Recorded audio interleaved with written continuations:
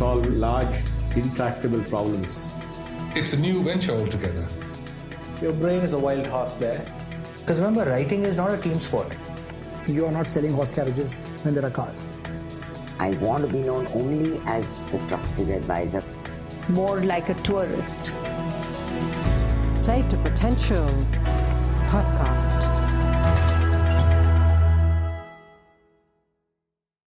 The fact that as AI becomes stronger and stronger, as it is becoming, we, and therefore leaders too, will need to become more and more human. We will not win over AI or thrive in the age of AI by becoming more like AI. Okay, we don't stand a chance. Okay, frankly. Okay, the only way we stand a chance is to be what AI will not be, which is more human. And so therefore that means that the things which made you human, like curiosity, okay, like passion, empathy, even love, okay, humor, okay, collaboration, working with people, eye contact, okay, is going to actually become more important than it ever was. Unfortunately, our education system and our corporate systems are super well made to take this away from us, to make us more like automatons. Welcome to the next conversation at the Play to Potential podcast, a series of reflective conversations on leadership, transitions, careers, and life. A podcast which brings together a combination of insights from local journeys and global wisdom. I'm your host, Deepak Jayaraman. My why is to help people to play to their potential through my coaching, podcasting, and writing. You can learn more about my work at playtopotential.com. That's playtopotential.com. As you might have noticed, we took a bit of a break from new guests at the podcast for the last few months in terms of new content, as I was tied with my first book with Penguin, also titled Play to Potential. That's now a national bestseller.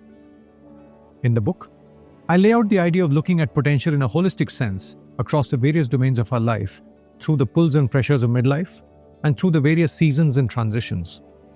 Do look it up on Amazon if this piques your curiosity. My guest this time is Jaspreet Bindra, founder of AI and Beyond.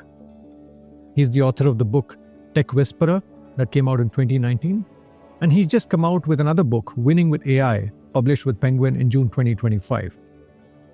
He's one of the leading thinkers in the field of AI in India. I must confess, we recorded this conversation a while before he published this book. Since we had a few other projects in the pipeline, we had a bit of a time lag in publishing it. In this conversation, we speak about AI, its implications on jobs, careers, parenting, coaching, and much, much more. Without further ado, let's dive into the conversation with Jaspreet Bindra. Jaspreet, thank you so much for your time. Really excited to have you at the Play to Potential podcast. And in a way, for a period of time since I was writing the book, I was focusing on connecting the dots. So it's lovely to have you as the first guest as I get back to collecting more dots at the podcast. So thank you. I'm honored to be your first guest, and it was wonderful to meet where we met, and I'm looking forward to this conversation. Lovely. And we will spend a bulk of our time, Jaspreet, talking about AI and its implications to our careers, leadership, and so on. But in this podcast, I'm curious about people's journey in transitions. Let's first start with just describing what you do, right? What does your pie chart of time and attention look like? Can you talk to us about what you do now? Sure. As things stand? Sure, I definitely will. But, I completely agree. I think whenever I talk about AI, I also say that it's good to start with humans first. Yes. And then we can get to the AI part. Okay, so let's not forget that. Yes. But it's interesting you mentioned the pie chart. I had a corporate career like I guess you did, many of us did, but I walked away from it about 6 or 7 years back. And today, so if I was to describe, my working day in a sense, first of all 7 days fuse into this work-life fusion in some sense. Okay, there's no such concept now of work-life balance and weekends, etc. But my working day, a portion of it, which is about 20 to 30%, I would like it to be 50, Okay. is spent on creative pursuits. So it'll be either writing something or learning or thinking of new, visualizing new stuff, or, I'm in the process of writing my new book. Oh, are you? Wow. Yeah, Okay. so we can talk about that. Lovely. later. Lovely. So, a lot of time, not as much as I would like. Mhm. I had envisaged that about 50% of my time minimum should be spent on that, but I think it's more like a third. Okay. Another third, in a sense, would be spent on, current business, in a sense. So I do two things. One is just, for want of any other word, a thought leadership practice, which goes under Jaspreet Bindra name. And there's a bunch of writing, speaking, teaching, which happens there. But also there are advisory clients, and there's keynote speaking, which comes under that. And so when I say whether it's preparing for these things or working with current clients, etc., is another third of the pie chart, very roughly. And the last third is a new property/company that I'm building along with a co-founder, Anuj, in Bangalore, which is AI and Beyond, which is in the area of what we call AI literacy. And I will not bore you with what AI literacy is right now until you ask me. Okay. That's something which we are building up. It's already running. It's revenue positive. Mhm. But since it's new, it takes disproportionate time right now. So about 35 to 40% of time is in that. So I think those are the three big buckets. Lovely. And that's maybe just to understand the third piece, that's advisory, or is it creating No. products which...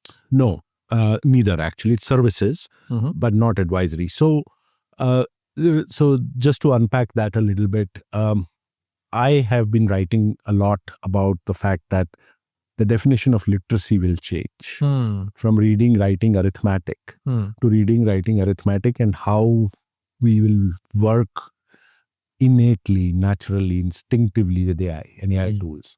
Be as natural as reading, writing, arithmetic. And literally, I believe that you will not be literate if you don't know how to do that. And so we created AI and Beyond with a mission to build AI literacy in organizations and beyond. And what that means is basically what we do are these 3-4 hour, what we call boot camps, focused towards an organization where, the management, usually senior middle management, learns experientially how to use it. So for most people, AI equals ChatGPT, and they don't even know how to use that. Okay, there's so much more, and they realize that with those 3-4 hours, and that's it, because it's literacy, it's not training. They realize they can get another 1.5 hour of time to do stuff. More importantly, and maybe a little perversely, they also realize that they don't need to hire as many people as they thought they would want. And so it's more that tripping for these, etc., business development for these. Got it. Though right now it's all word of mouth. So yeah. Got it. And back to the book. Curious, what are you curious about in the context of the book? The book is about AI literacy. Actually, we coined the word AI literacy. It didn't exist. But then obviously there are people now much bigger than us, big companies like Gartner, etc., which have caught on. Okay, and they are now also talking. People think differently about what it is. Right. But so everyone used to talk fluency, training, upskilling.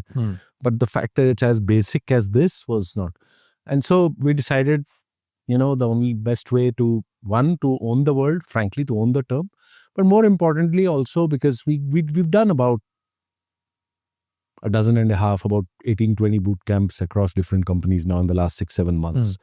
And we realized it's big. Okay. And so we want to, but just 2-3 of us are not going to be able to make everyone literate by just keeping on doing boot camp after boot camp after boot camp.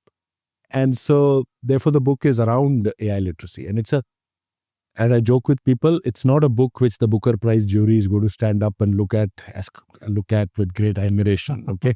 Got it. Nor the Nobel Prize for that matter. Got it. It's a very simple... But it solves a key need. it's how's a key need, it's a how to. And Understood. it's the first to time add I've ever scale, written a how to. Which goes beyond the bandwidth of Jaspreet, I guess, right? How to add scale. Yeah, exactly. So Jaspreet and Anuj, we've co-authored it. Yeah. Jaspreet, Anuj, and a bunch of AI tools. You have to eat your own dog food. If you're telling people that you can do so much stuff with X or Y or Z, you cannot not use them. And that's how we finished it in, frankly, world record time. Got it. And we have a mainline. We were keen to have a mainline publisher. Right. The only problem was that publishers would say, yes, we will crash the time to 6 months. You know, you've published a book. Yes. You know how long it takes. Yes. And we were like, we have a mainline publisher who's promised to do it in 2.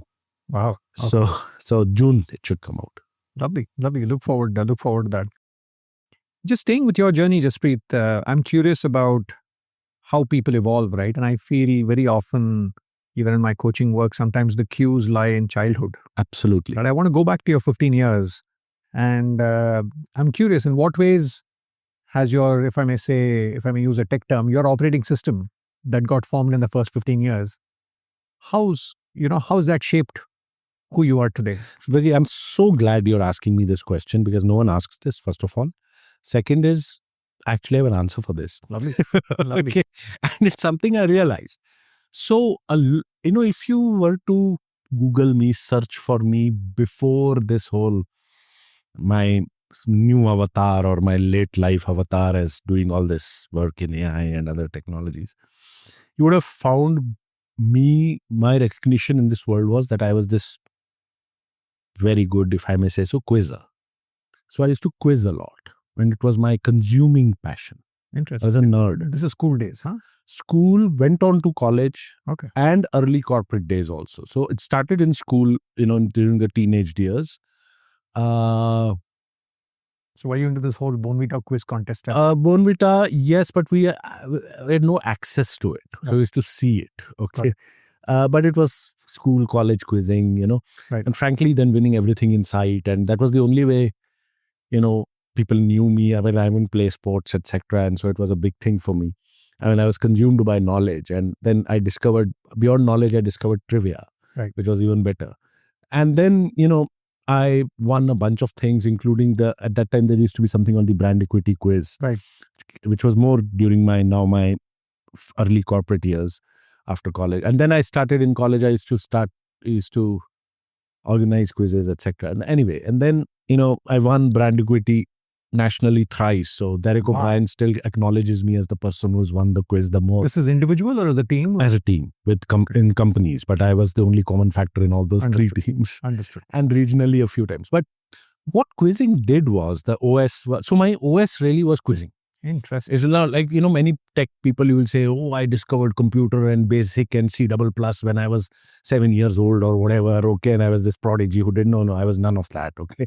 So mine was quizzing. And so quizzing basically gave me this unsufferable reputation of a Mr. Know-it-all. Okay. And I was insufferable. But as I tell people, I used to know all the trivial things. I learned nothing useful because I would do only trivia. Now, if you read all my writing today, or when I go speak, or the thing which draws people to me is that, so for example, when I wrote my first book, The Tech Whisperer, it starts with the concept of the Hindu Trinity, Vishnu, Brahma, Mahesh, and then it goes into details of Vishnu and then how Vishnu is actually this part of digital transformation and Mahesh or Shiva is the destruction part and therefore is culture, etc. You'll find these different aspects. So Norse mythology will come in from somewhere in something else, I say, or, something which from politics, from philosophy, from history. All of that is coming because of my quizzing and is actually making all my content, frankly, different from the content that gets produced. And I learned that people love it. Okay, they love these kind of things. And so I tell people that all those years that I thought I wasted, so I won a lot of things. At a point of time, all the brown and white goods of my house were because of quizzing. My first 2 foreign trips ever were because of quizzing. Wow. That deep, huh? I know the winnings from it. Yeah. Very deep. Yeah, very deep. But beyond that, now, actually, I'm making my career out of leveraging that knowledge which I gained and it's deep-seated in me. So that's actually very clearly. It's very myself. interesting. I use the word know-it-all, right? I think I came across Satya Nadella at some point. The learn it all bit. Learn it all. So in a way, I told you I know it all. So he said I learn it all. so in a way, while you framed it as know-it-all, quizzing requires to sort of learn it all, right? Actually, that's the real Absolutely. muscle. And so, absolutely. And so I've reframed it also. So what you exactly said, I tell people I'm not a Mr. Know-it-all, but I'm now become an insufferable learn-it-all. That's exactly right. Yeah. That's exactly right. And this, anyway, this learning it all is why I left corporate life, which I'm sure we'll talk about later. So I want to move to some of the transitions you've been through, Jaspreet. You spent about 22 years across TAS, Microsoft and Mahindra's, and then I would say, if I may use the term, you've been voyaging across different things you've been doing. I'm curious about people's guiding principles, right? Talk to us a little bit about maybe just at the point of, let's say, coming away from the rails, structured rails of a corporate career, and then just maybe how did you, I mean, eventually just taking that plunge can be hard for a lot of people. And post that, what's been, if I may say, what's been the wind sure. around which you've been sailing? Sure. So it is hard. Okay, it's hard, very hard for people. But the reasons for it being hard are very different, and I'll come to that. Most of us think that the reasons are about money, the salary at the end of whatever. Okay, but that's not the thing, and that's part of the. But the reason I could do it is because I tried once and it didn't work, and so after Microsoft, when I left Microsoft, actually a friend of mine, Kunal Bajaj, whom we spoke about, and I decided to set up something together. And then due to a set of personal circumstances in both our lives, and the fact that whatever we had set up wasn't working, okay, we kind of put tail between our legs, when to do other stuff, regular stuff. And so that learnings from that first part really helped me when I took the plunge again. And the two things which were my North Stars, guiding principles, whatever, the following. One is that I realized that if you take this kind of plunge, if you've planned stuff out, it isn't going to work to that plan at all. Okay. And that can be very uncomfortable for people who have spent the last 22 years of their life working to plans, okay, and making them work. So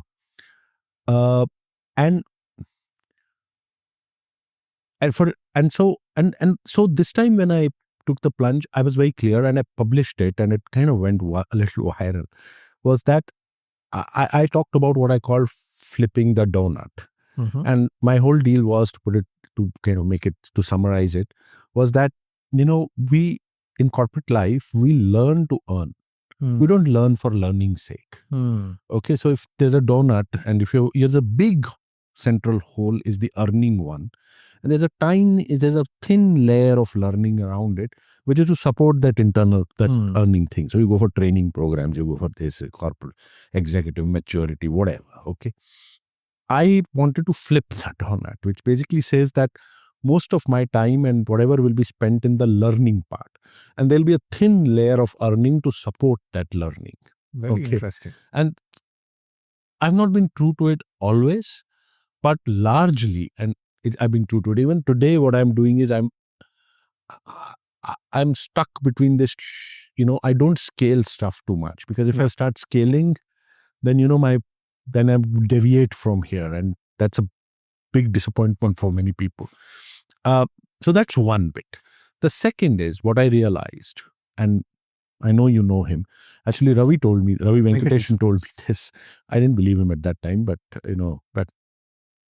and Ravi had hired me at Microsoft, and he continues to remain a difficult mentor, etc. We need those people. Yeah. We need those. Yeah. So, and what I realized also as a part of his guidance, and I realized it myself also, is that what stops you from taking this plunge, frankly, is not the money part. Though, you don't have to have made your money and done it. And even if you've made it, it doesn't mean that you will do something like this, or a structured life or corporate perks or whatever. It's basically your ego. Okay, basically your identity is tied to your corporate identity. You have no identity of your own. Very true. Okay. And you will start from the foothills, right? Very often. yeah. Many years back, as a part of in the first 10 years of those 22 years that you spoke about, I was dragged kicking and screaming to a 6-day, very soft skills, Very soft skills. HR kind of camp which was not up my street at all. Kind of HR based, soft skill based, knowing your own self kind of thing based training program in Goa. And again, long story, again, I've written about it, but long story short, we were all in a room and each one was asked to introduce themselves, and they said, I'm Jaspreet from Tata, I'm Deepak from McKinsey, I'm Anuradha from Microsoft, I'm whatever. And one guy at the end said, I'm Sachin. And he didn't say anything else. And we thought he was a loser. Okay, we kept on trying to ask him, okay, Sachin, what else? And he said, what else what? So what do you do? And he said, I look after my daughter. Okay, something similar. And we were like, what a loser. But it turned out he was the facilitator. We didn't know. And he told us that, look, all of you are frankly identity eunuchs. Okay, you have no identity. Your identity is tied to your corporate identity. And that's when it was an epiphanic moment, and I started building, I started writing, I started doing stuff. So when I left, I had an identity. Okay. Unlike most people who do not, and therefore they are bereft. And their ego, when they are the banks don't give you loans, and you're standing at the immigration, and instead of saying I'm Jaspreet Bindra, regional director Microsoft, you have to just say Jaspreet Bindra who does some stuff. And so those were and therefore I'd kind of gotten this identity thing kind of nailed. And so that's what helped. Those two things helped me take the plunge. This is your host, Deepak Jayaraman. Like Jaspreet says, identity is a big piece of the puzzle when it comes to transitions. Very often, we tie our identity to our professional title, but we all are much more than that. One of the interesting pieces of insight I would like to share here comes from James Clear, author of the book Atomic Habits. He speaks about keeping our identity small as we transition into a new context. I think identity is a huge factor in life, but also particularly tied to our habits. So let's think about this from a big picture level first. So you have identities that can build you up. For example, like I'm the type of person who reads a lot, or I'm the type of person who finishes workouts, or I'm the type of person who finishes where I start.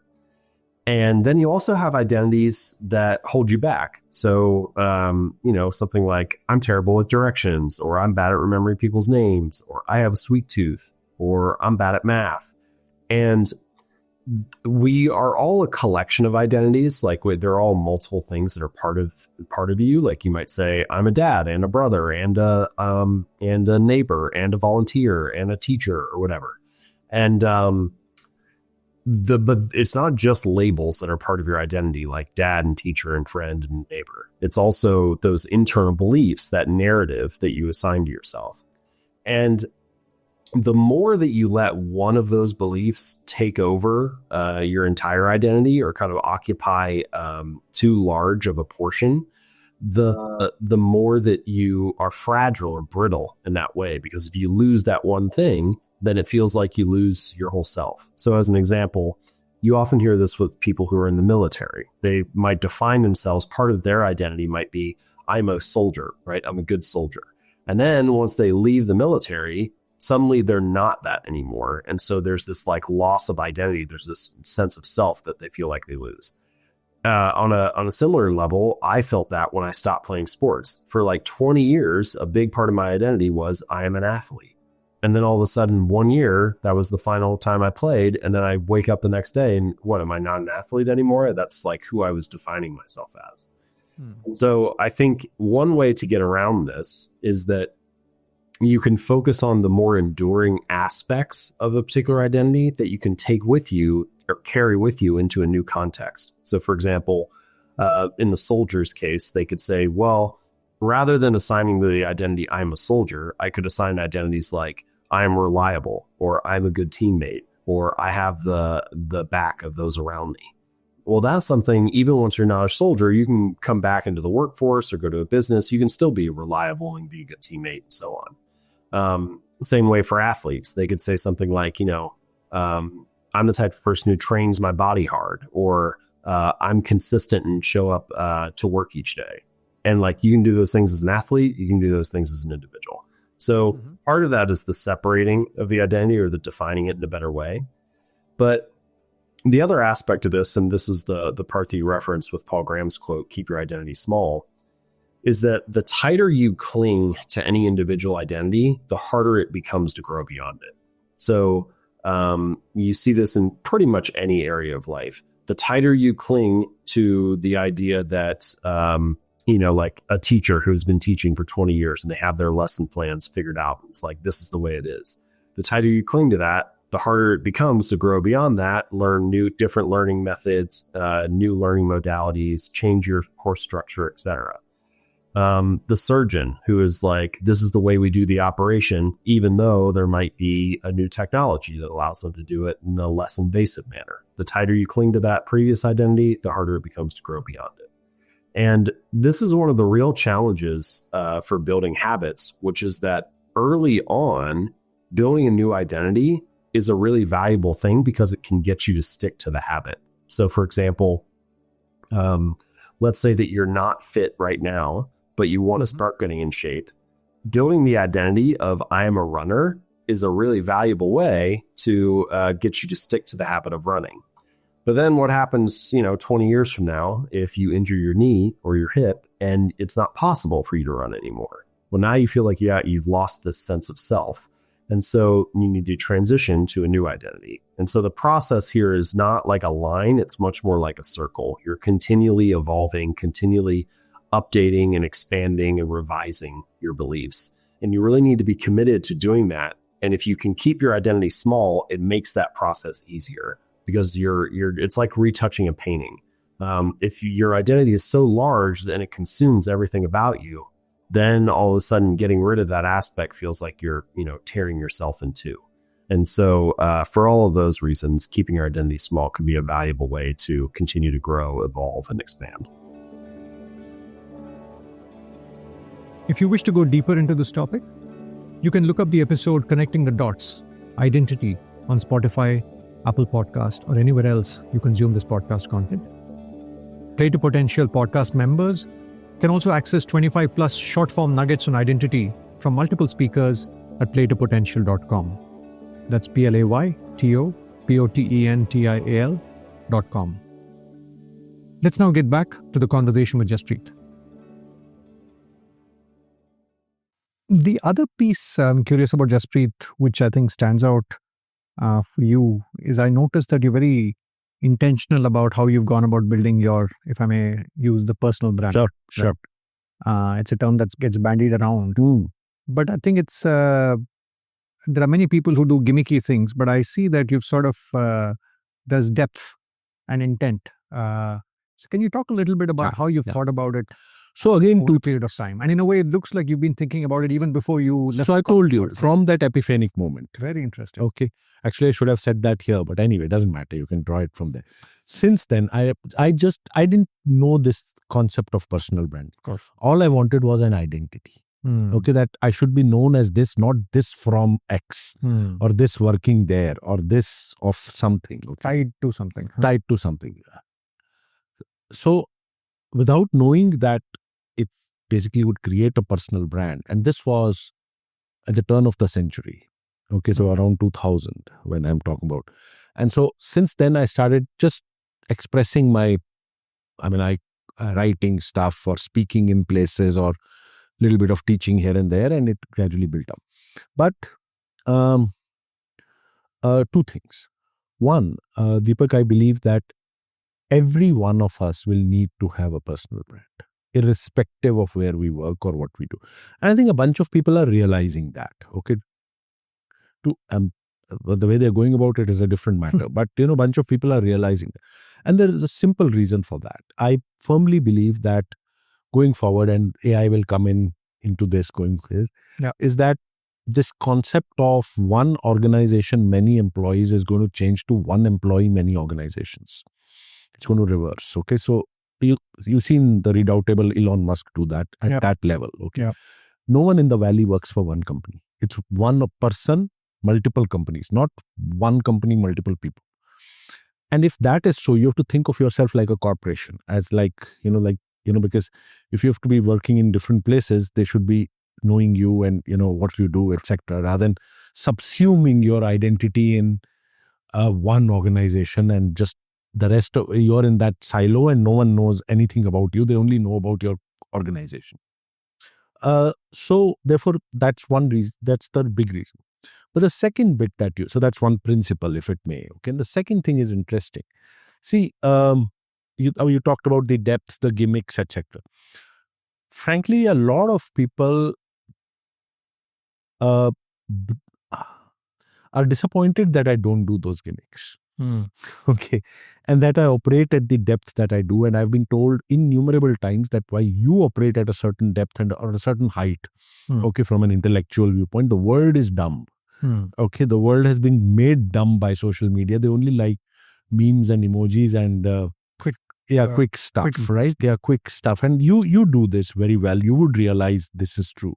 And so there's so often I've been told to dumb down, and I'm pointed at people. I won't name those people, but people who are intelligent, who have dumbed themselves down, written very dumb books, okay, and gone mass, and they earn 10 times what I do. Okay, and so sure, but I am not doing this to become like an icon or an influencer or whatever. I'm doing this because this is what I like doing. And frankly, then I've realized that I've carved my own position, therefore. And so I think the first bit that I said is therefore it's necessary to build a personal identity.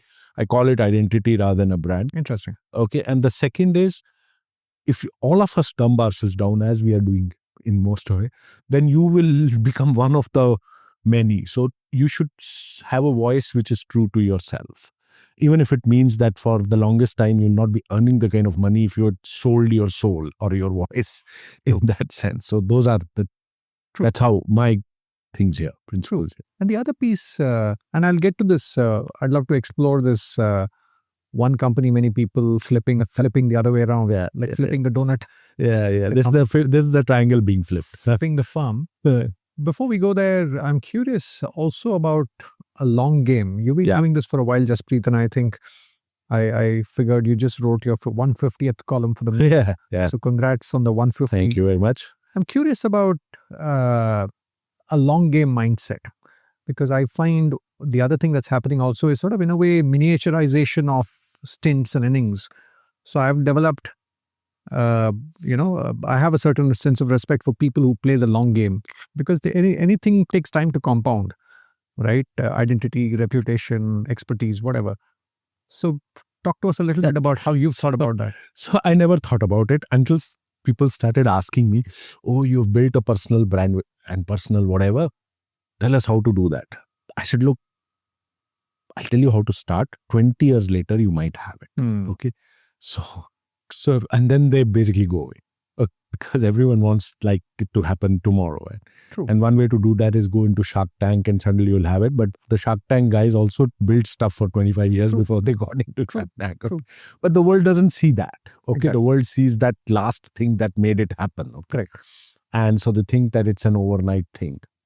So yes, therefore it's a long game. But frankly, I didn't think of it as a long game. In fact, I didn't even think of it as a game. Okay. I was just putting my voice out there and my whatever I could think of out there. I was writing, speaking, teaching, as I told you. And I found that what I was good at, what people said I was good at, was demystifying complex stuff related to technology, making it understandable, and more importantly, making it interesting. Okay. And so the tech whisperer came out of that, the elephant whisperer, dog whisperer, speaking their language, and therefore the tech whisperer.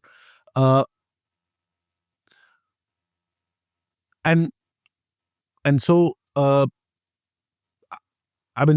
never thought of it as something which I need to do. Okay, now let me make a 20-year plan or a 25-year plan. And, I'll kind of plodding around. I'll keep on doing it this way rather than trying to do gimmicky stuff that you said. So in many ways, the answer is very similar, Deepak, to the one which I gave before, that you you will you have to you won't actually even know what you're good at. You have to be out there, and then you will discover it. Okay, and once you discover it, It's emerging.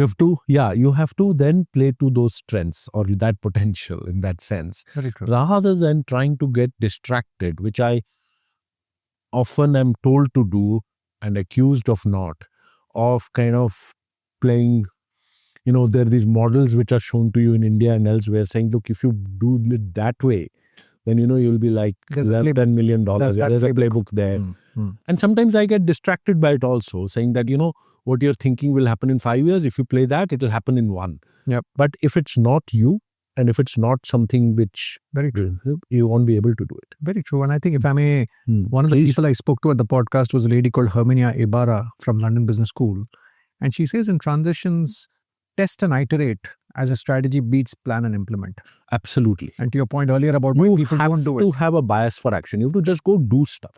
I've done 50 things, and the thing that you see are 2 of them. Very true. Other 48 have failed. God knows how many times I've started doing a podcast and failed every time. Now I'm going to try once more. You've got other channels which are working well. No, but I mean, it's fine, because I've tried it. Right. I know what works, what doesn't. I'll try it once more. Got it. This time when I try it, it'll probably be for the 3rd time. Got it. Got it. So I think back to the long game mindset, I guess you just need to stay true to yourself at some level, right? There are many playbooks available that could sort of take you on different paths. Yeah. But I guess we need to figure out. Absolutely.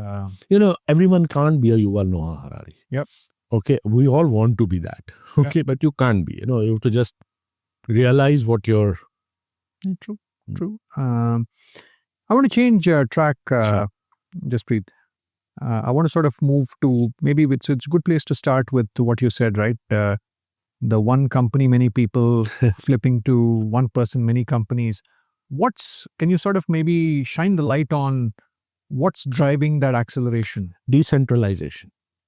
So before this AI animal became so famous, I spent a long time, and I was known, after my quizzing, I was known to be this blockchain guy. Okay. And I have this TED talk which made me famous, about 1.5 million plus views, on demystifying blockchain. I gave it somewhere and so I came to be known as this blockchain expert, which I wasn't, but I didn't try to change people's mind. I let them assume that. Okay. Anand Mahindra still thinks I'm a blockchain expert. But so why I'm saying all blockchain so many times, to answer your question, is the reason I was super fascinated by blockchain was not because of crypto and all the other stuff which was happening around it, was because it was a decentralizing technology in a very rapidly centralizing world. Okay. And the reason blockchain hasn't succeeded, in my opinion, it hasn't, right, is because the forces of centralization are far more stronger than the forces of decentralization. And the world is even more centralized than it was, 4, 5, 7. And when I say centralized, in politics, in power, in money, banking, just the rich, poor, etc., etc., etc. Blockchain came as a decentralizing force, and I got far more passionate because of that. One of the things which the blockchain kind of threw up as this thing is something called digitally autonomous organizations, or DAOs, which were used for many reasons. But one of the things which DAOs started getting used for in org structures, about how they talked about the organization will become a CEO-less. And by the way, many companies, including those Zappos shoes and, bunches of companies experimented with DAOs, but many of them didn't. And the whole deal was that organizations were created in a different era. It's like the institution of marriage. It was created for a different era, and now it isn't working 50% of the time in developed countries. Okay. Similarly, organizations were created for an era when you needed that, people by themselves didn't have access to resources, to information, to the transaction costs. So you had to now that access to information, access to capital, access to talent is available in a decentralized manner. And so you think is sort of on the cloud, right? Much more. Exactly. Everything, all of this, everything that an organization was formed to access, those those what were called those factors of production, okay, Yep. are now available. Okay. And so I question the need for massive organizations. And that started happening. Look, it started happening with Jeff Bezos talking about 2 pizza teams, teams small enough to kind of, whatever. And now with AI agents, etc., like it's 1 pizza too many. Okay. And so as agents come in more and more, as access becomes to, and now we are getting free access to free intelligence, access to free research, again, things for which organizations were necessary. So I believe that now we don't need those structures. And so what will happen? We'll go back to where we were. Before organizations were there, we were free agents. Each person, each person was wedded to 7 different companies, organizations, communes, guilds, whatever you call them. And in many ways, I think we're going to go back there. And so it's like goes back to, if I may say, Renaissance, possibly, where you had artisans and they were commissioned to do different things by different people. Exactly. Except that now the scale is much bigger. And so while it could work at a scale of a world population of 200 million, okay, at 8 billion, you need these structures. And these structures have come in now and these technologies have come in. And so that's the philosophical reason. Okay, but the other part is that as these newer generations are coming along, the concept of earning has changed. The earning concept was a salary every month, and now it is, okay, let me just slave for 10 years, sell my startup and have enough money for life to do other things. So the new generation, these technologies, the new way of thinking, etc., therefore leads me to believe that the future of work, the future of organizations in many ways would be bunches of free agents coming together for specific needs, tasks, etc., like forming like a swarm, and then like a mission. And then another swarm, and then another swarm. And I think even warfare is moving that way. So everything, I think, is moving to this. Interesting. Yeah, and that's why I believe this. Interesting. Let's change topics, Jaspreet. I'm curious about the implication of some of these developments in AI on leadership. Sure. I used to be a recruiter at Aegon Zender in my past life. I'm curious from a leadership ask perspective, what's shifting or what has shifted? In this world of AI, the leader of today with access to AI, is it the same kind of traits as, let's say, maybe 20 years back, or are there 1 or 2 that are emerging which are more relevant today than they were earlier? Look, so there's a dichotomy here, a little bit of a dichotomy, okay?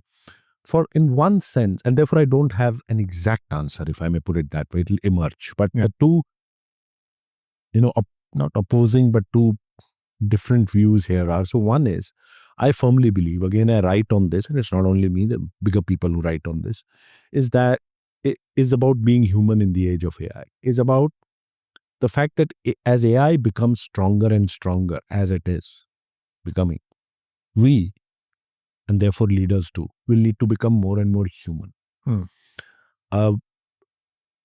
We will not win over AI or thrive in the age of AI by becoming more like AI. Okay, we don't stand a chance. Okay, frankly.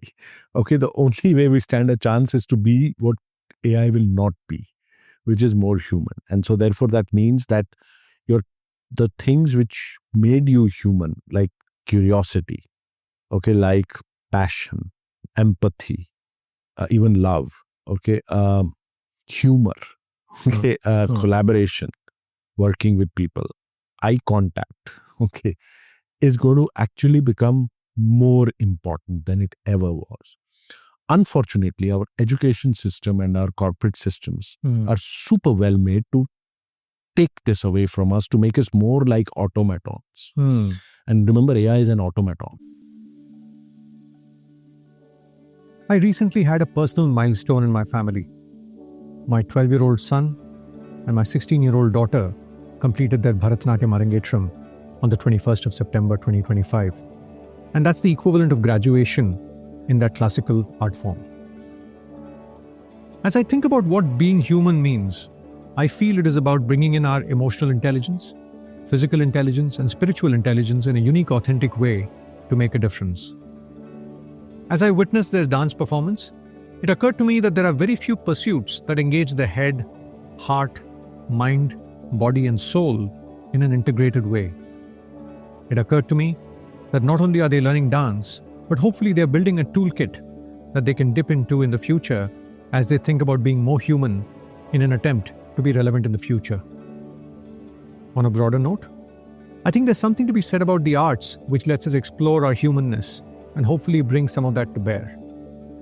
While the world is hurtling towards STEM and computer science-given developments in AI, I wonder if the machines would be better than us very soon in those departments. I feel the answer might lie in being in touch with ourselves, either through art or otherwise, and bringing that to bear. And each of these things is hard to measure, right? It's hard to measure. Except that all you need to do is to look at a 2-year-old child. Yep. Okay. Some of the things which we were told when we were young, that it's not the answers that you give, it's the questions that you ask is more important. And we were like, no. In the corporate world, including in leadership, as leaders search for answers. They want answers from everyone. Answers, Deepak, in this world are going to become a commodity. Okay, answers will be all over. But the right answer will be dependent on the question you ask, what we call prompts. Yep. Okay, and so I think leaders will have to very radically change in that sense to become more human-like than, than organizational androids in some sense. Okay.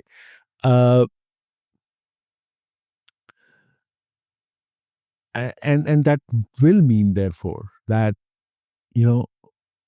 I believe, for example, and therefore the softer skills will be more important than the harder skills. I believe, therefore, that women will get this faster than men do. Very interesting. Okay. Very interesting. And therefore, because it's that part, the human part, which as men are raised up not to be, very emotional and things like that. That's one big part of it. The second part of it is that, is again goes back to literacy. That, see, I believe that like we had digital culture, there will be a new kind of culture, which is AI culture, which is different from digital culture. And it's all about these things, these human things. It's also about working very, very closely, innately, instinctively with AI agents, AI tools, soon AI robots, etc. DEI's definition will change to mean humans and machines working together, and how that has to be managed, therefore, from a leadership perspective. And a leader is not going to be able to get it until she or he becomes AI literate. And so, like culture, I believe that culture follows gravity. Okay, similarly, what do you mean by that? Culture it flows top down. Understood. Okay, never can go this way. Okay, and so this also, people at the top will need to get AI literate first, okay, to understand how their organizations are going to change. I'll give you a number. A report a year and a half back from Microsoft and LinkedIn talked about this concept of BYO AI. Okay, so BYOD is bring your own device. BYOB, we all know, our bottle of whatever. But BYO AI is bring your own AI. Interesting. 80% of employees 1.5 years back across the world younger employees were bringing their own AI to work. Okay, and this is only going to increase. And here we are as... What does that mean in tactical terms? It means that you have access to whatever AI tool. It means that your bosses have banned ChatGPT at work, but you have it anyway in your phone free and you're using it. Understood. Okay, bringing it to work, sneaking it in your back pocket. Understood. Okay, so that... and the weird part is, and here's where leadership is scared and it's saying that ban everything, okay, until we understand it.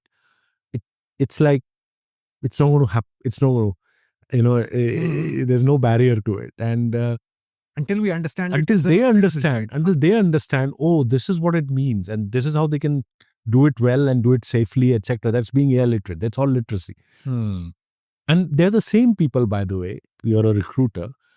You were a former recruiter. When I go across and I talk to many senior people, boards, etc. I do these keynotes. Yeah. And I'm like, will you recruit a person who cannot work with these AI tools? And the answer is unequivocally no.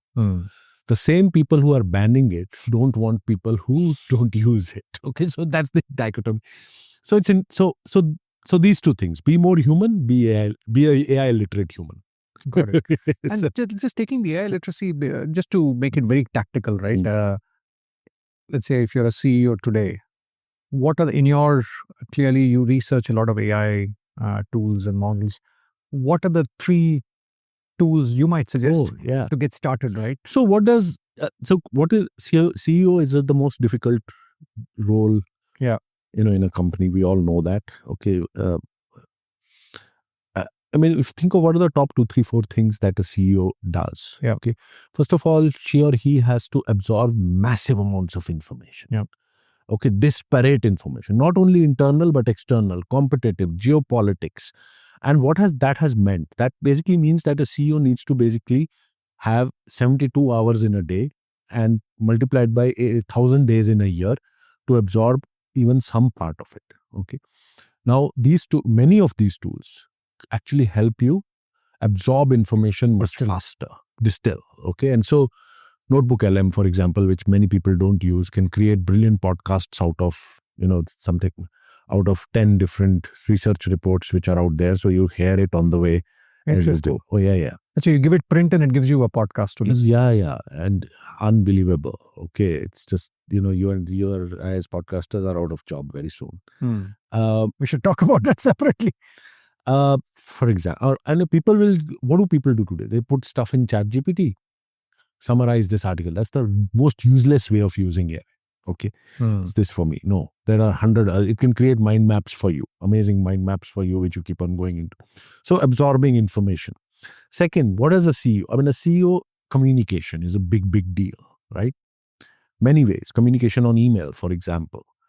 You get a CEO might get 100, 150 emails, 200 emails a day. I'm sure some of the staff can handle some of it, but actually using voice features of ChatGPT and others, you can pretty much answer 50% of your emails on your way to work in about 1 hour.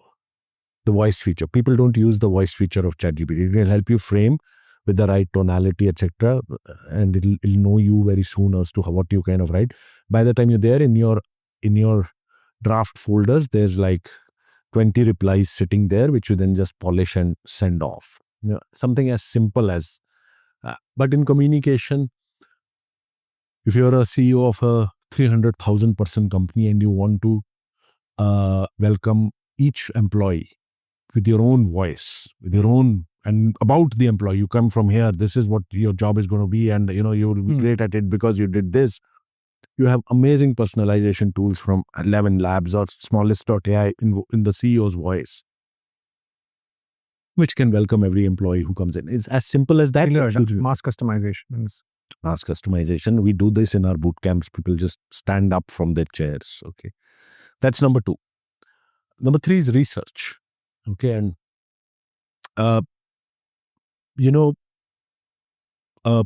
if, for example, as a bank and strategy, okay, as a bank, you want to figure out what should be your next 5-year strategy and be like JP Morgan. Okay. And how can AI help you do that? And what is JP Morgan? I mean, you usually would be, to do this, you will be kind of paying several $100,000 or maybe more, okay, to a bunch of consultants.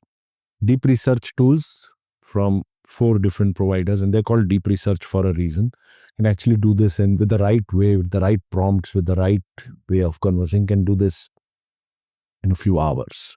Okay. And, do about 80% of the stuff for you. And after that, the humans come in and you don't need all those highly paid humans. So I have just thrown 2-3 different things, but there are multiple other things that at a CEO level or a CXO level, you can just offsites, a large, getting people together to brainstorm. You can actually use AI as a very effective second brain or a third brain, which is not a human brain, but will give you perspectives. I mean, if Sam Altman or one of these guys tweeted recently, that when he talks to what he does and when he talks to people of his level, what do they use these tools for? The number one thing actually is brainstorming and sounding board. Wow. Yeah. Which CEOs, as you know, need a lot. Of course. I remember talking to Vishy Anand on my podcast. And one of the themes we explored was this whole man plus machine. Yeah. Right? Yeah. Given machines are coming in the world of chess as well, have been around for a while. It's been around for a long time. Deep blue and in fact, there's no man versus machine there now. man plus machine versus man. Machine has done it. Correct. Anyway, yeah. The point he said was machines often bring out an edge case which is often beyond the realm of comprehension of man. Yeah. And even in brainstorming, I'm guessing there's a certain way in which our mind works, and sometimes Absolutely. The machine throws up things which are way beyond what we can. And look, we have one brain.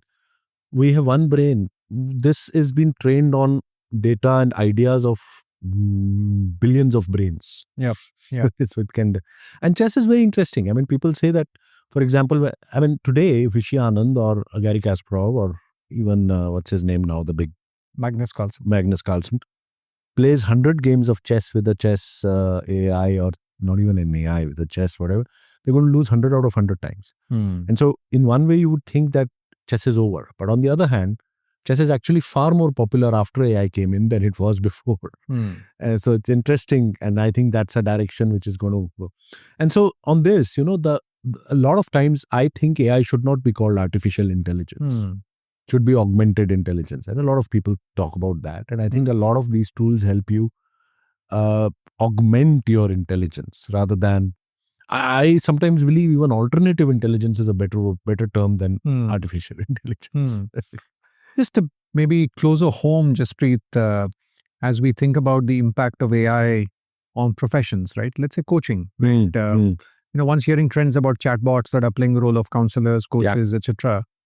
What's the, this is a selfish question, right? Sure. What's the lesson for people in this space?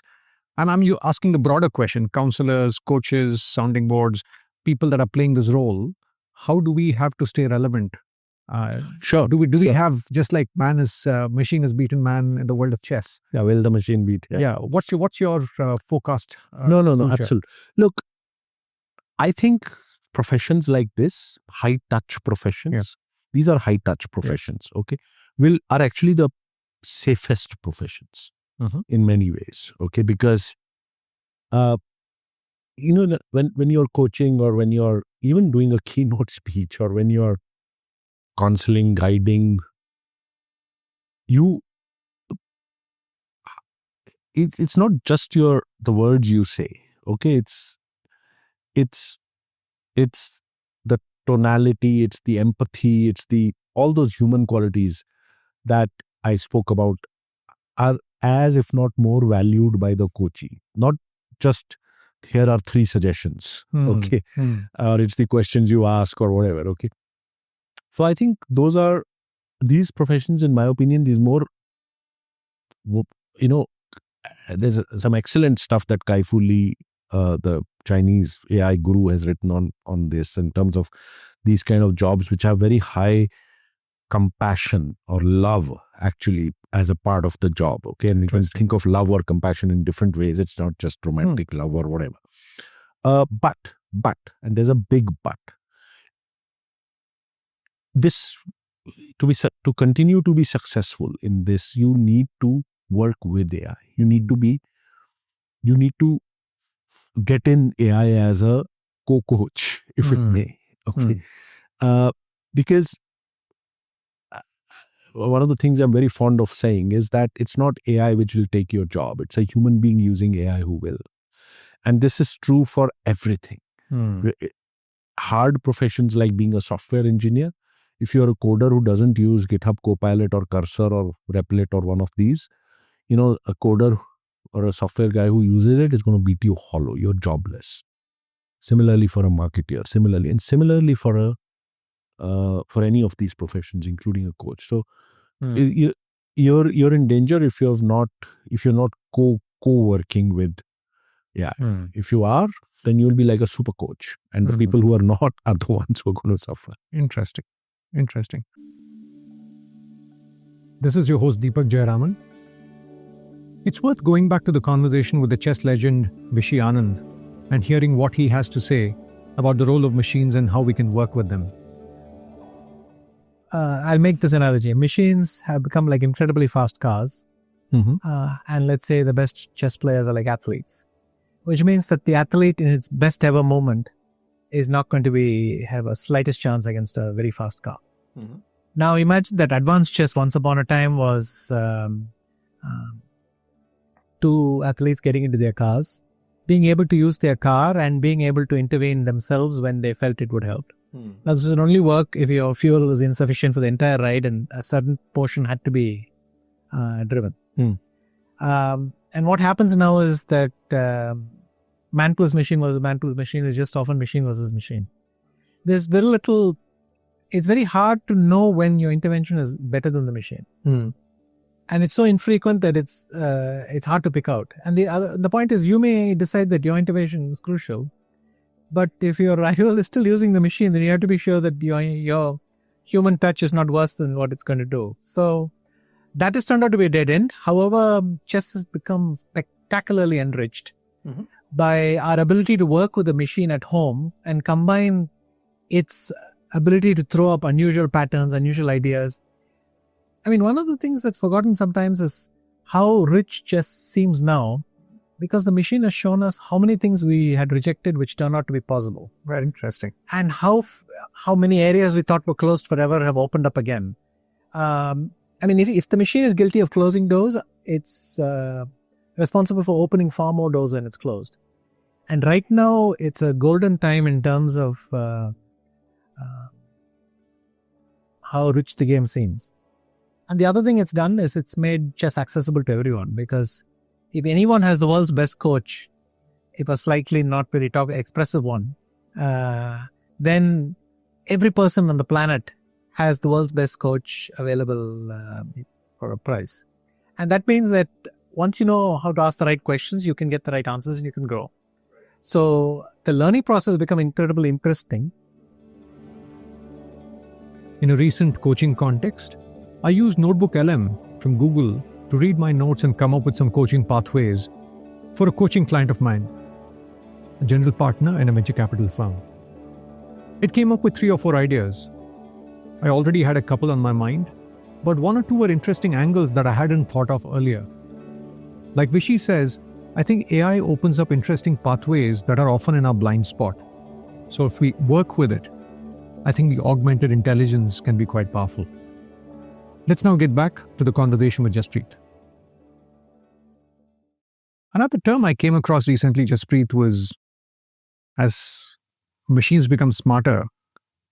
I heard somebody say, we need to double down on our humanness. And the phrase they used which stayed with me was, what's your alpha above the baseline LLM? Just like we talk about alpha in stocks. The question being, what's your alpha above the baseline LLM? What's your... No, so all the things that it's the same thing. It's about being human in the age of AI. It's the things which That's AI, the alpha. That's the alpha or the delta or whatever it is. Okay, so it's your human abilities, and it's your human abilities to not only to to be curious, ask the right questions, and even human connection. Human connection is severely is underestimated. Okay, I mean, I go give my keynotes, for example, and people pay me for it. And I'm like, whatever I am telling you today, you can actually, so if I'm talking for an hour, in 1 hour, ChatGPT plus Gemini plus Google plus blah can tell you 10x more than this, free. But you still wanted a human to come and tell you, because you don't do it. I mean, that's why e-learning as a concept failed.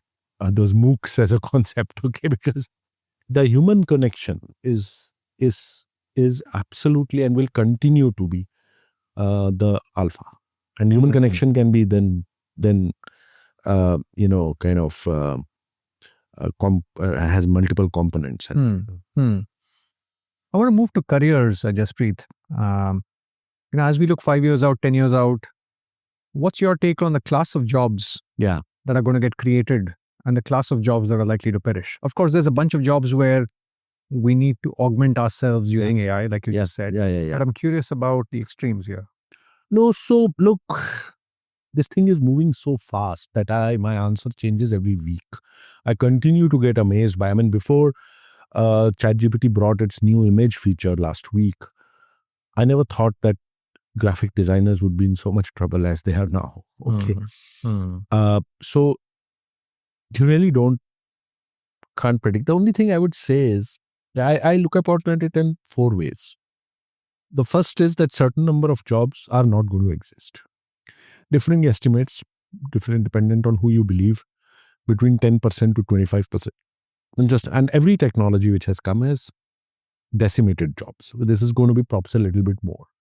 Okay, so it's now, and so what, if you're mostly jobs which are either low skill, you're summarizing stuff, you're doing just basic research of something, or you're kind of, you're doing payroll software, okay, or whatever, it's not going to exist. There's certain jobs which nothing will change. Okay, they'll continue to exist. So if you're a farmer, you're absolutely safe. Okay, or if you're a construction worker, I guess it's a knowledge worker that's. Though there's a evolution of AI which sometimes is called physical AI or called there's another word for it which I forget. Which might interesting, but before that, so those are roughly about 30-35% of jobs. Nothing is going to happen. Okay. The third is very interesting. Third and fourth are more interesting than the first and second. The third is every technology has created more jobs than it has destroyed. Period. Every single technology, and in every technology we were this afraid of losing jobs. At very the time frankly, at that time, at that time, computers, automobiles, whatever. But the thing is, we don't know what are those jobs which are going to be created. Which basically, so you didn't know there'll be online reputation managers or search engine marketeers before the internet or search came in, and that's why again literacy. You'll need to, when they emerge, you will need to be ready for them. Okay, and that's why you need to know, okay, how to work with these things, because jobs are going to emerge out of that. How much percent? We don't know, because we don't know the number. But the last is the most critical, and many people say that's going to be between 50 to 60% are the jobs which are going to be impacted. And that's where what I spoke earlier, anyone using AI will take the job of someone not using AI in whatever job it might be, whatever. And so those are the 4 different ways you kind of look at it. And which are those? Many people have given. Kai-Fu Lee, whom I quoted, has this beautiful matrix, and he's given 10 specific jobs which will be like never hit by AI, in fact will be the jobs of the future. CEO is one of them, for example, by the way. Okay. So then it's it's different. This is your host Deepak Jayaraman. Given what Jaspreet says, I guess all of us need to develop an entrepreneurial mindset as we move into the future. Whether we choose entrepreneurship as a profession or not, that mindset is likely to be useful. I spoke to Ravi Venkatesan, who's one of the leading thinkers in the realm of how we stay relevant given AI and some of the other developments. Look, the world is going through a period where the supply of jobs will not be able to keep pace with the demand for jobs. Okay. Partly because jobs as a construct is an industrial thing which is going away as companies want more fluid contracts. And also we're doing a better job educating larger numbers of people. So the supply side is increasing handily. So if this supply-demand gap is not short-term, but actually structural and long-term, then what you want to do is get more people becoming entrepreneurs, and both to feed themselves as well as maybe create livelihoods for a few more.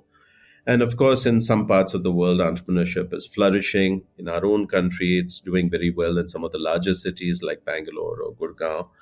But the question is, how do you is it possible to catalyze this so it spreads like wildfire to our smaller cities, towns, and rural India? So that's the whole purpose of game. and our work is to try and make it aspirational, get more people to think about this as a conscious choice and number one or two on their choices rather than a government job. And then how do you help them think about an idea and incubate it, and how do you create an environment that promotes growth, so on and so forth. That's what we're trying to do in game. But along the way, we've realized that, look, while not everybody may want to be an entrepreneur or capable of being an entrepreneur, in a very, very fast-changing 21st century, everybody needs an entrepreneurial mindset. Okay, it doesn't matter what you're going to do, but the chances are, if you have an entrepreneurial mindset, you'll be more successful. Now, what is it about the entrepreneur's mindset? I think there are 4 or 5 things. One is they're able to sense opportunity. Every problem to an entrepreneur is an opportunity in disguise. Okay, to somebody else, every opportunity is a problem. So you want to help people make the shift. So if there's garbage lying on the streets, it's an opportunity for a waste business. Okay, climate change is the mother of all opportunities. So get them to sense and see opportunity and then act on something that moves them. So that's one aspect of an entrepreneurial mindset. The second one is this idea of resources versus resourcefulness. Okay, don't get crushed by the fact that you don't have resources to start with. How do you bootstrap yourself is a very powerful idea. So, for instance, somebody may have an engineering degree from not a particularly good college. They can't find a job. Okay, if you have this bootstrap mentality, you'll say, "Look, I don't mind starting out as a Swiggy delivery person. Okay, but that's not where I'm going to end my life. That's just how I'm going to get going and bootstrap myself. And then in the off hours, I'm going to do something else. And then, so that's why I point out that this mindset is very crucial. So problem solving is another thing that every entrepreneur has to do. Every day there are new problems and you better figure out how to solve them fast. That's pretty handy in life as well. Tenacity, not giving up, staying with it till you encounter success is another attribute. So what we're saying is every person will benefit and be more successful if they have some of these mindset and skills. And we found that it's teachable. Creatively skill stacking our various capabilities and going on a talent market dating process to discern how we can contribute to the world around us is a skill that's likely to be even more critical in the future. I discuss this approach in greater detail in my book, Play to Potential, that I published in November 2024. You can find the book on Amazon, the print version, Kindle, or Audible, whatever works for you. Let's now get back to the conversation with Jaspreet. Moving to careers, right? My father worked in one company for 40 years. I worked in 3 before I moved to portfolio. You worked in a few, 3, 4, 5. Yeah. How do you see careers playing out in the world of AI? We've already spoken a little about this, okay? Because, see, think about it. Every revolution democratized something. So, the agricultural revolution created an abundance of food, which never used to exist before. Changed the world. I mean, you can't imagine how much the agricultural revolution changed us as a species. Yeah. Okay. The industrial revolution democratized labor. Okay. Changed everything. How we lived, where we lived, what we did, jobs, work, society, marriage, everything. Okay. And then a little further down, the information revolution kind of made information free.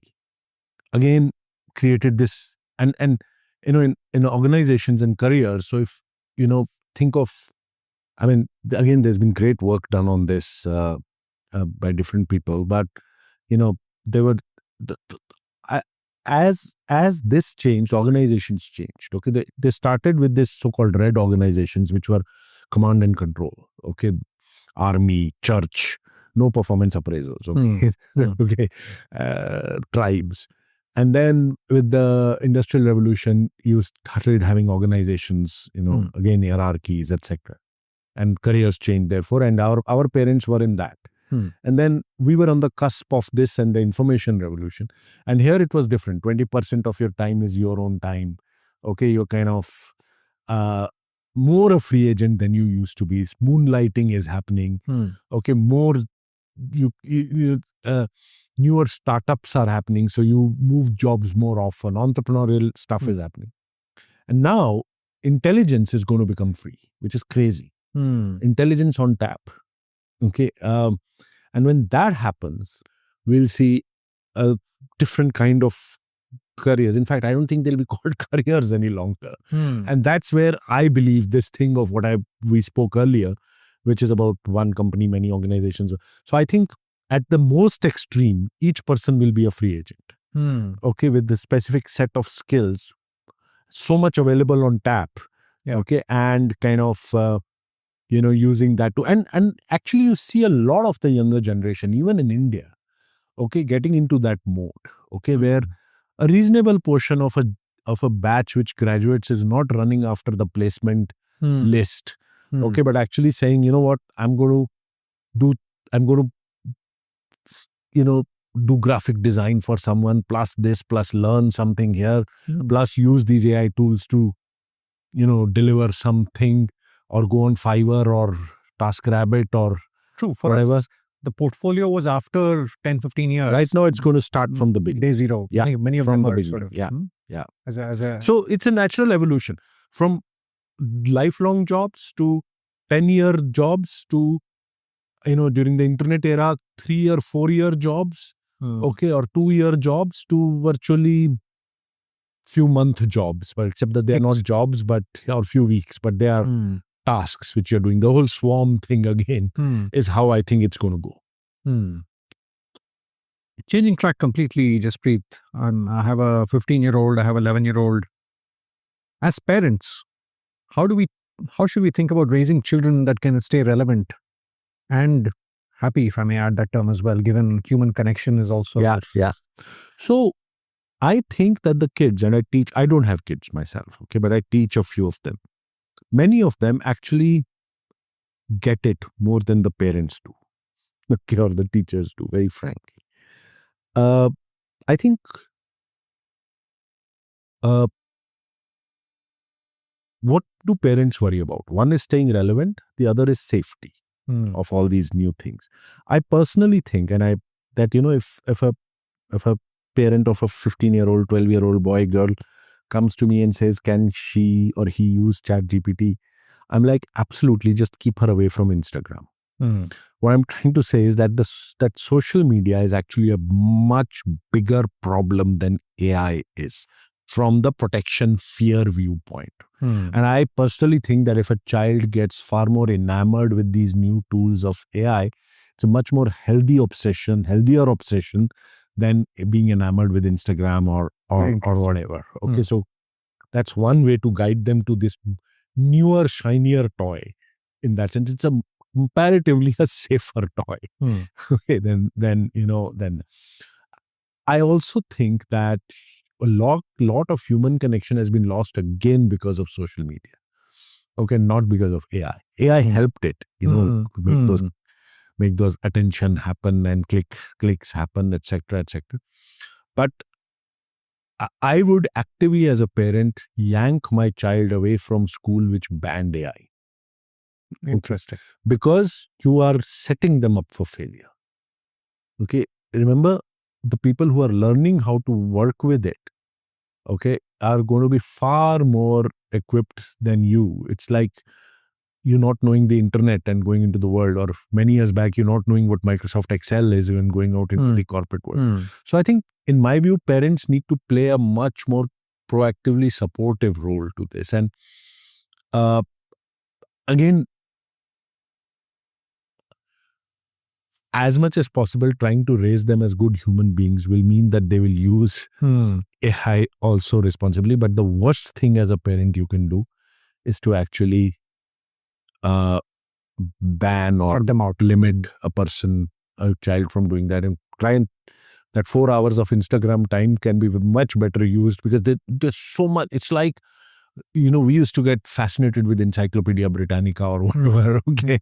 And so, I mean, my limited, because I'm not a parent myself, I have limited things to say here. Sure. Got it. Just last couple of questions before we wrap up, Jaspreet. One is just for professionals in general, right? This question of staying relevant. See, I think we all, given advances in healthcare, will live longer and therefore possibly be productive for much longer. What's your take on staying? Let me give you a very provocative thing here. Not only is this a technology which favors cognitive over our menial or white collar over blue collar, it favors the old over the young. Interesting. I'll tell you why. And this is a sad story, but it'll bear out. What are the skills which AI is good at? It's good at the skills which an employee does in the first 5 to 10 years of her corporate life. Okay. Paralegals, researchers, market research, graphic design, okay, following up, minutes of meeting, summarizations. It sort of leads to hollowing out of the bottom layers. Right? And that is very dangerous. Okay. And so what happens? And there's a very interesting article in New York Times which and so, okay. And what is it that AI cannot? The experience, the learned memory on organizations, the judgment, okay, things like that. The higher order skills. Higher order skills, which you develop in those 10 to 15 years. And then you kind of become what you become. And so it favors the old over the young. Okay, the lot of stuff which quote unquote younger people will do. It is not, I won't generalize, but is now being. And so this very interesting New York Times article, which has really struck me, is that therefore what happens, and this lady who wrote it, I forget her name, said that we'll probably have to go back to the apprentice system of old. In the olden times, once your child reached a particular age, you decided if he has an interest or you want him to become a ironsmith, you would go to an ironsmith, a master ironsmith, and say, please take him as an apprentice. I will pay you. I will pay you for the 2 years that you teach him. Today, organizations pay you to teach you. Earlier on, that wasn't true. You paid to learn. Will we go back to that? Maybe. Okay. So, therefore, I believe that, this is the darker side of it, but let's come to the lighter side of it. And therefore, for people of a certain age, say above 35, 40, 45, 50, I think this technology is made for them. Okay, all the things which required lots of energy, lots of, detailed work to be done, etc. While you could use on top of which you could use your higher order. You got leverage. It gives you nice leverage, right? I do it all the time. I'm that age, and I do it all the time. I don't have any researcher because deep research does more work than any researcher would. Okay, which is sad in the other side. Okay. The paradox here, however, is if we have that hollowing out, where we have the senior people, let's say the more evolved, experienced people leveraging ChatGPTs, how do we create a pipeline of talent that bubbles up to the top? No, I agree with, look, I think in a sense, it's an extreme situation. Yes. I don't think it's going to happen that way, but certainly there'll be an impact. Okay, certainly there'll be an impact. Interesting. And so I don't know the answer to that hollowing out. I don't think it'll be fully hollowed out, but thinning out. There is, thinning out is the right word. Yeah, maybe thinning out. Right. And that's a societal issue in that sense. But I was answering a limited question of older people. Okay. As we wrap up, Jaspreet, as you know, the podcast is titled Play to Potential. Yeah. So given just your vantage point through which you look at life, what's your take on playing to potential as we look ahead? So I think in many ways, the way you've led the questions and the podcast is actually playing to play to potential. Okay. But you started with, me discovering what is that my potential is. And I think that some people are lucky. They know it early. Bill Gates knew it like when he was 11 years old or whatever. Okay, and therefore he could do stuff which Tiger others Woods could. knew it when he was 3. Or Sorry? Tiger Woods' father sort of got him started when he was 3. Right? Demis Hassabis at 4, was a chess prodigy, and he figured out stuff and whatever. Anyway, so some people are lucky they figure out, but I think the first is to know, when you were saying play to potential, there's a word here between to and potential, which is your potential. Very true. Okay, and It's very individual. So first you need to figure out what is your potential. Okay, and that is a discovery thing. Okay, and it's not going to happen unless you experiment with a bunch of things, and it's not going to happen until you're curious about it. People aren't even curious about it; they don't care. Okay, and so first is that, and then the second is that you have to play to it. So in the sense that, again, what we spoke about, that you don't try to be someone else. Okay, to be just because there's a model, as you said, or there are other people who are in that particular potential area better, doing better than you, or whatever. And then the third, if I may add, is that now you've got some phenomenal technology tools out there. Okay, once you realize your potential and once you are know that you want to play to it, don't do it alone. Okay, so you've got like this amazing set of tools out there, technologies out there, which can just totally catalyze, turbocharge your journey, and I'm doing that now, but I wish I had this 5-8 years back. I would be at a very different place than what I am now. Okay, if I had this fascinating force behind me. So I think those are the 3 things. Fascinating. Thank you so much, Jaspreet. Pleasure talking to you. Same here. Brilliant talking. Thank you so much. I hope you found the conversation useful. To dig into our work, consider visiting playtopotential.com. That's playtopotential.com. Members can access curated insights by theme. If you're a CEO or a CHRO of a company, you might find that this piece is useful in the context of sharing resources with individuals in line with their development needs. You might also find the book Play to Potential, published by Penguin, relevant. In the book, I discuss how we can think about playing to our potential in a holistic sense. Thank you for listening, and look forward to having you tune into the subsequent conversations at the podcast. Bye now.